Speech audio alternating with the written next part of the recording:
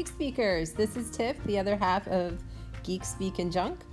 This is my first video, so I'm working through how to use all the video stuff and all the apps and stuff, so it's going to be a little shaky, so if you'll just bear with me a little bit.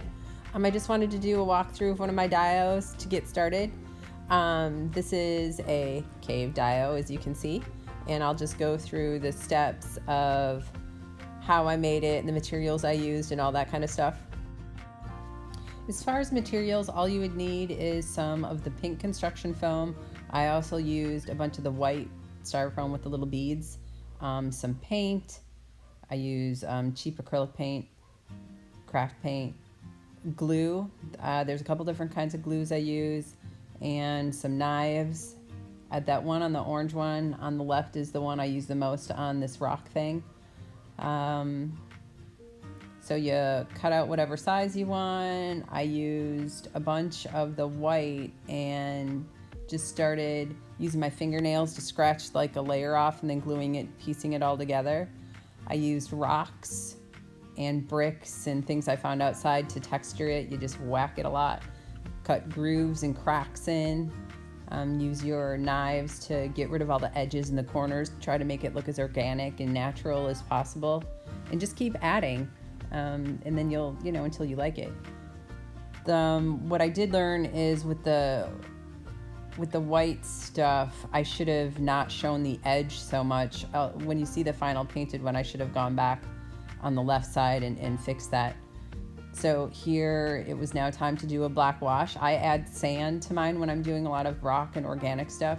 So I put some sand. I normally also put some Elmer's glue in there. You can either use acrylic paint or black gesso. And then here's just the black wash. There's also a Black Panther thrown in there, but I always love how it looks after you get rid of the pink and the white. It just gives you a nice base coat. And so these are a sample of the paints I used. All different types of brands. It doesn't really matter. I buy whatever's cheap or whatever colors I like.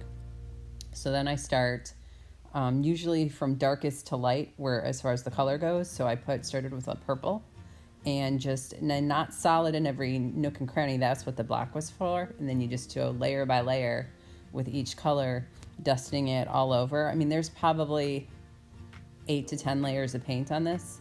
So I did a purple, a pinkish, a blue right here I think is one of the blues, and then I start doing the grays. There's probably even a yellow up in there. You can see the color on the ground a little bit, and the sand gives a great texture, and all those grooves you made, like the dark color stays in them.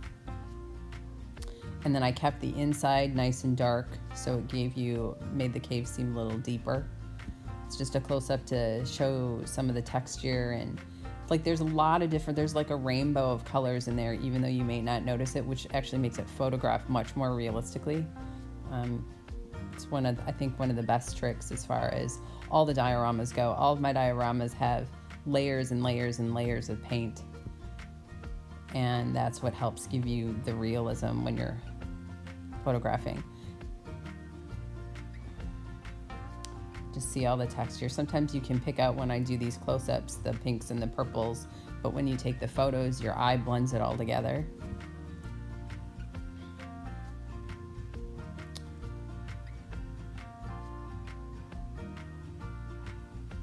I don't know, that's pretty much, it's just that it's very time consuming, but you just keep at it.